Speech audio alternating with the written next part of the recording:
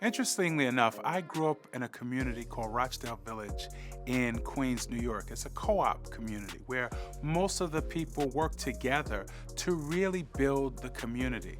And it's in that community, that loving community, that I began to think about what I wanted to do with my career and the work that I could contribute.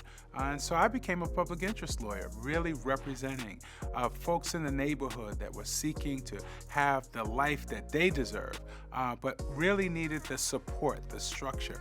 And that was how I began my journey, working with NAACP Legal Defense and Education Fund, the Center for Constitutional Rights, Brooklyn Legal Services, and those other organizations that really gave me a grounding as I was a law student and starting out. How could we make a difference in people's lives?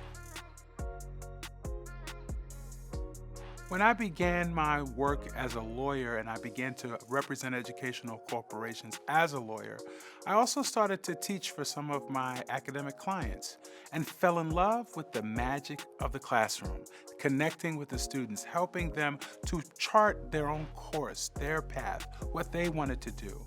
I had one student named Kwame Rennie who really reached me in a real way when he told me that they needed me to work at this institution to help students find a path. That became a calling that I've embraced, and now over 25 years in this area of work, I continue to try to see the paths for the Kwame Rennies wherever I've had the opportunity to work and serve. My work in the college, specifically in the community college space, is really an untraditional path.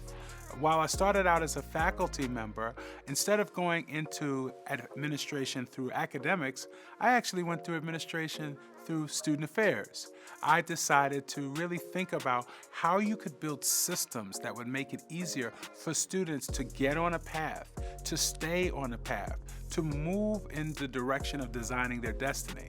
And that's not necessarily a traditional path for someone in higher education, which primarily goes more up the academic pathway. But I went under the pathway that actually thought about the developmental process that students go through and how you could support them, how you could nurture them, how you could mentor them, how you could show them the path and watch them reach for the stars. No one accomplishes any great thing by themselves. You really accomplish things in community. And I've been very, very fortunate to be a part of and live in and serve and work in extraordinary communities. And Cleveland is one of those extraordinary communities. I find the passion of the people, the purpose of the people, and the desire for the progress of the people to be very evident here in Cleveland. And so I'm so grateful to be in this community. When I think about others who now have to find their path, that young professional who has to make their way, I encourage them to do three things. Be bold. You can't move far if you don't take steps forward. And so be bold in casting a vision for yourself. Make friends. Come alongside those that ultimately are where you want to be because you can learn, you can glean, you can grow. And then lastly, be open to possibilities. I started out as a lawyer, and now I'm the president of an extraordinary college here in Cleveland. And while that wasn't where I started, it's where my path evolved because of that boldness, because of the relationships that I built, because I began to move to make a difference. So to that young professional, make a difference.